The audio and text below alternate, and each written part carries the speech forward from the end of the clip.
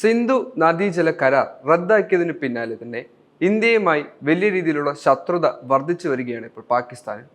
വെള്ളം നൽകിയില്ലെങ്കിൽ യുദ്ധമെന്ന് പറഞ്ഞ പാക് പ്രതിരോധ മന്ത്രി പാകിസ്ഥാൻ ആണവ രാഷ്ട്രമാണെന്ന കാര്യം മറക്കരുതെന്നും ഭീഷണിയുമായി ഇപ്പോൾ രംഗത്ത് വരികയാണ്.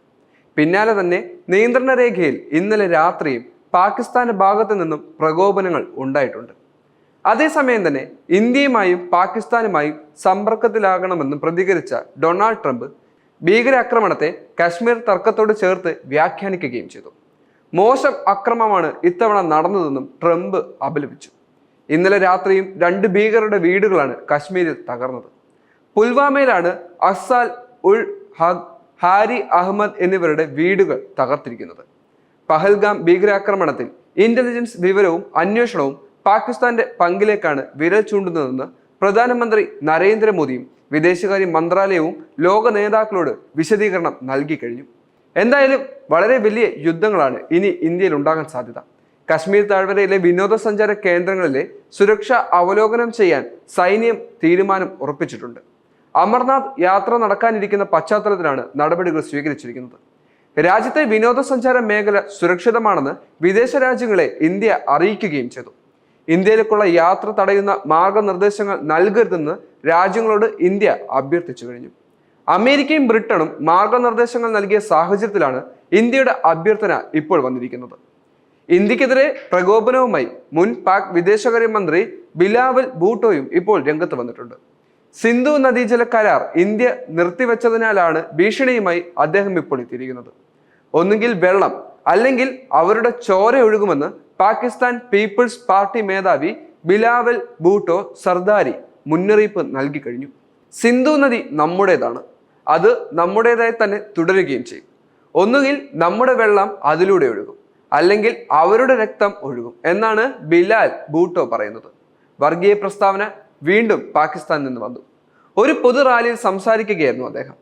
1960 സെപ്റ്റംബറിൽ ഒപ്പുവെച്ച ഈ ഉടമ്പടി സിന്ധു നദീതടത്തിലെ 6 നദികളിലെ ജലം ഇന്ത്യക്കും പാകിസ്ഥാനും ഇടയിൽ എങ്ങനെ ഉപയോഗിക്കാമെന്നും വിതരണം ചെയ്യാമെന്നുമാണ് പറയുന്നത്.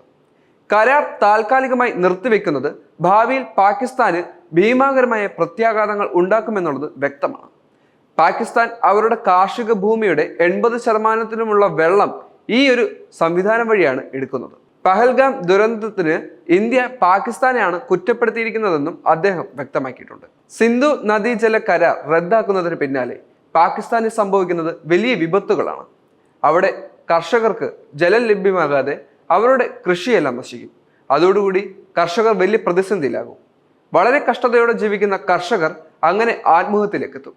മാത്രമല്ല അവിടുത്തെ ജീവജാലങ്ങൾക്ക് സിന്ധു നദിയിലൂടെ ലഭിക്കുന്ന വെള്ളം ഇല്ലാതാകുമ്പോൾ അവരുടെ ജീവജാലങ്ങൾ ഇല്ലാതാകും. അതുവഴി അവിടെ വലിയ രീതിയിലുള്ള പ്രശ്നങ്ങൾ ഉത്ഭവിക്കും. മുലയൂട്ടുന്ന അമ്മമാർക്ക് പോലും വെള്ളം കിട്ടാത്ത അവസ്ഥ പാകിസ്ഥാനിലെത്തും. ഇന്ത്യ ചെയ്യുന്നത് ക്രൂരമാണോ എന്ന് ചോദിക്കുന്നവരോട് ഇന്ത്യയിൽ നിന്നും ജമ്മു കാശ്മീരിനെ പിടിച്ചടക്കുന്നതിന് വേണ്ടി തീവ്രവാദികൾ ഇന്ത്യയിലെ ഒന്നും അറിയാത്ത പാവങ്ങളെ വെടിവെച്ച് കൊന്നതിൻ്റെ അത്രയും ഭീകരത ഇവിടെ എന്താണ് സംഭവിച്ചതെന്നും നമ്മൾ ചിന്തിക്കേണ്ടതും അത്യാവശ്യമാണ്. ഈ ഭീകരത വർദ്ധിച്ചു വരുന്ന സാഹചര്യത്തിൽ ഒന്നും അറിയാത്ത പാകിസ്ഥാനിലെ പാവങ്ങളും ഇല്ലാതാകുന്നു. യഥാർത്ഥത്തിൽ ഇന്ത്യ തിരിച്ചടിക്കുന്നത് ഈ ഒരു മാർഗത്തിലൂടെയാണ്. ഈ മാർഗം എത്രത്തോളം നല്ലതാണ് എന്നുള്ളതും നമ്മളും ചിന്തിക്കേണ്ടിയിരിക്കുന്നു. ചോരപ്പുഴ ഒഴുകും എന്നുള്ളത് രാഷ്ട്രീയ നേതാക്കന്മാർക്ക് ഉച്ചരിക്കാം. കാരണം അവർ അവരുടെ സുരക്ഷ ഉറപ്പാക്കി ഒരു റൂമിൽ അടച്ചിരിക്കും. പാവങ്ങളുടെ ചോരയായിരിക്കും ഇതിലൂടെ ഒഴുകുന്നത്. പാകിസ്ഥാനിലുമുണ്ട് നല്ലവർ. എന്തായാലും ഇന്ത്യക്കെതിരെ അക്രമം അഴിച്ചുവിട്ടതാരാണെങ്കിലും അവർക്കെതിരെ ശക്തമായി തന്നെ നമ്മൾ പോരാടേണ്ടിയിരിക്കുന്നു. ആ ഒരു പോരാട്ടമാണ് നമ്മളുടെ നിലനിൽപ്പിന്റെ അത്യാവശ്യം. ഒന്നും അറിയാത്ത പാവങ്ങളെ ഇല്ലാതാക്കുകയും മത തീവ്രവാദത്തിന്റെ പേരിൽ പലരെയും ഇല്ലാതാക്കുകയും ചെയ്ത തീവ്രവാദികൾ ഇനിയും ജീവിച്ചിരിക്കാൻ പോലും പാടില്ലാത്തതാണ്. അത് ഇന്ത്യയിലായാലും പാകിസ്ഥാനിലാണെങ്കിലും തീവ്രവാദം ഇത്രത്തോളം ഭീകരമാക്കുന്നത് ആരായാലും അവരെ ഇല്ലാതാക്കേണ്ടത് ഓരോ പൗരന്മാരുടെയും അത്യാവശ്യമാണ്.